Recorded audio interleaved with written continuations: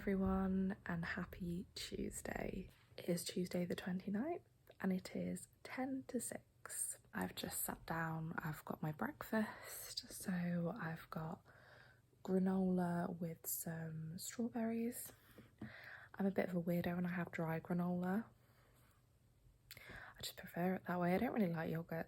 I have my cup of tea in my pumpkin mug again, of course. Amelia has got crunchy nut cornflakes for her breakfast, and to drink she's got some milk. She has dry cereal as well. She doesn't like it. She's a grazer, so she doesn't like it when things go soggy. But she's obsessed with crunchy nut cornflakes, so she's got that for breakfast. I actually had a very, very good night's sleep. Like the best good night's sleep I've had for months. I don't know what I'm going to get up to today. Probably going to do some stuff with Amelia, but for now I'm going to eat my breakfast and catch up on EastEnders. She's back again.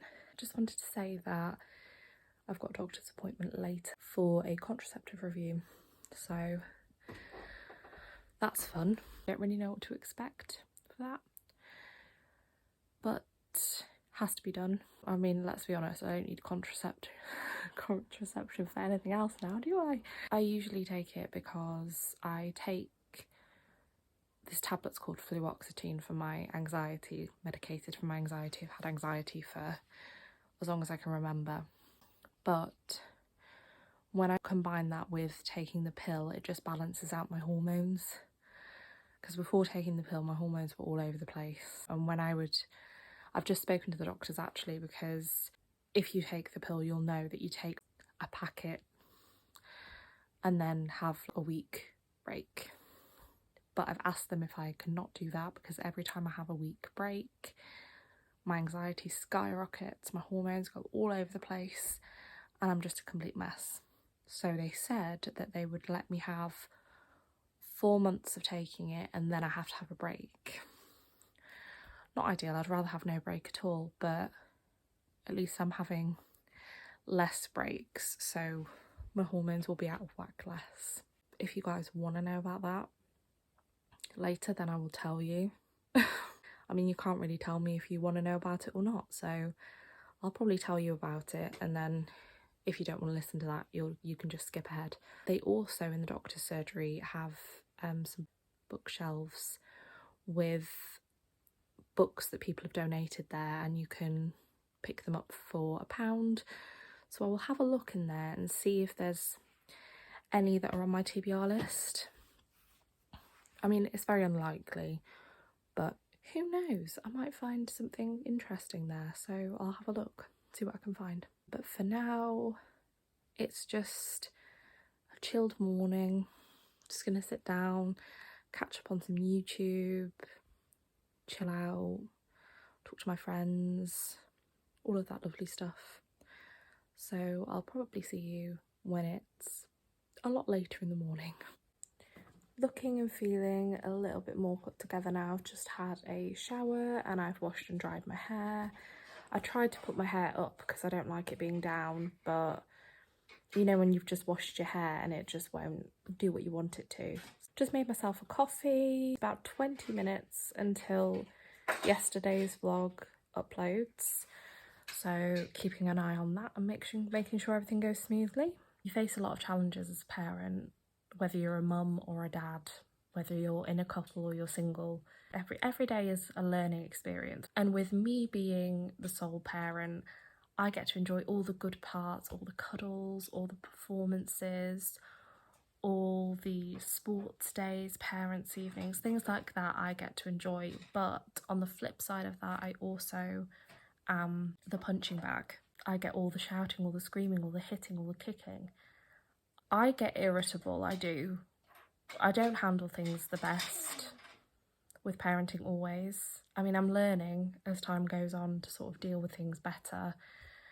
But I do get irritable, I do tell her off. I'm not a perfect parent. I don't think anybody is. There's no such thing. No such thing as a perfect parent, perfect person, nothing. But on a lighter note, after that TED talk, Obviously I've said I've had a shower, washed my hair, put a load of washing in. Sorry, I think that was my stomach grumbling. I think I'm going to have some crunchy nut cornflakes in a second because I am very hungry. That's the problem when you eat at 6 a.m. is you get hungry pretty soon after. So probably going to do that, have some more cereal. Is that the best idea? Probably not, but I don't eat too much in the day anyway, so. But yeah, put a load of washing in. I've taken mince out for dinner. I'm going to do spaghetti bolognese tonight, which is actually my favourite. So I'm very excited about that. I might do some reading in a minute and just chill out. It's going to be a pretty chilled day. I might go out for a walk later, but we'll see how the weather is because at the moment it does not look, it looks a bit gloomy, but it is getting colder, which I am thrilled about. Sorry if you can hear the telly. I'm thrilled that it's getting colder, like autumn is coming and I am ready for it.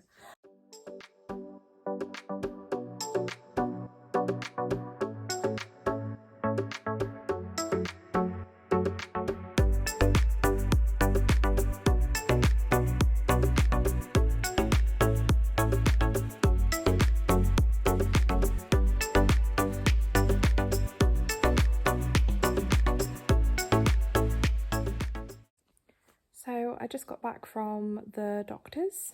It was fine. I mean, I had to have my blood pressure taken like 3 times, which I didn't like. It made me feel a little bit lightheaded, a little bit sick. But the nurse spoke to me about my smear, which I haven't had yet.